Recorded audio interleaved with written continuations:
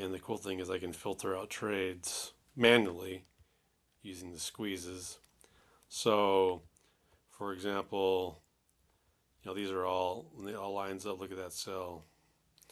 The buys, I only take the first signal. So in this case, this sell would not be valid, right? Let's see, would it actually? Yeah, so this would be a loss. It flipped. So this technically would be a loss. This would not be valid for me. And then this buy would not be valid, but this would be. So big win, monster win. Um, but just as you go throughout the day, big win. Yeah, everything lines up.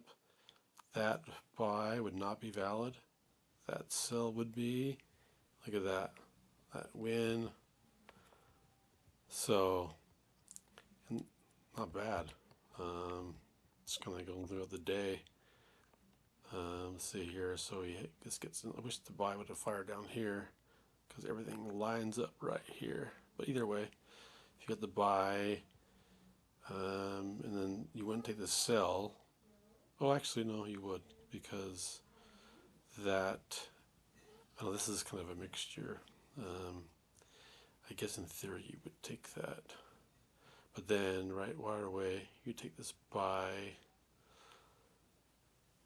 I have to look at the settings. I don't know if actually that would be valid because this is showing up here and this. So I have to understand this indicator better. So maybe that wouldn't be valid. That definitely would be. That would not be a valid sale because you have this green. Um, Definitely valid buy here. And then the sell here. And let's see, no, there's no red, so that wouldn't, you wouldn't take the sell. You take the buy. The sell here. I wouldn't take that as valid. I want to see the full cloud here. So this buy would not be valid. Sell would be valid. And then yeah, monster move up. And then as it gets choppier, so you would not take this because the buys do not align here. The sell does align. This buy does align, so you might scalp a little bit before you get the sell and get out. The sell is not valid, not valid. And then it's valid here. You get the buy, but you wouldn't take it because it's nothing valid. So all sell. The buy is valid there, but then the market comes back, so you probably just break even there, unless you're able to just scalp some guns, depending on your what you're trying to do.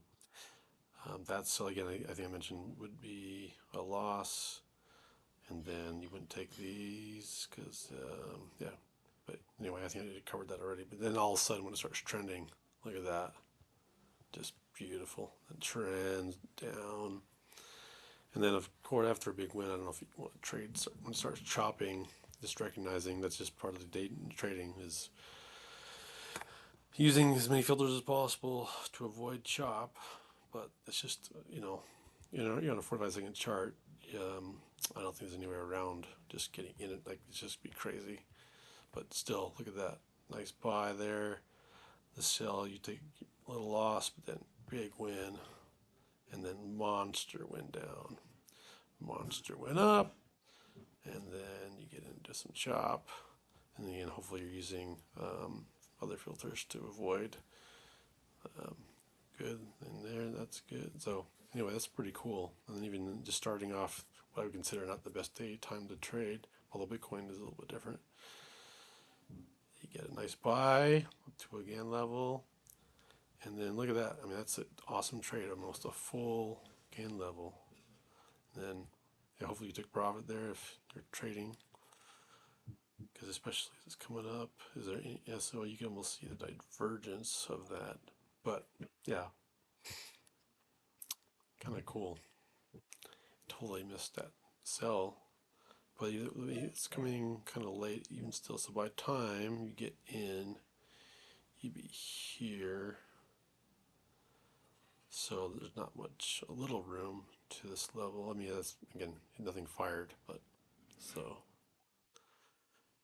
and I'll probably bring this on later on when the market starts moving, but I just wanted to share um, that. I think it's pretty cool.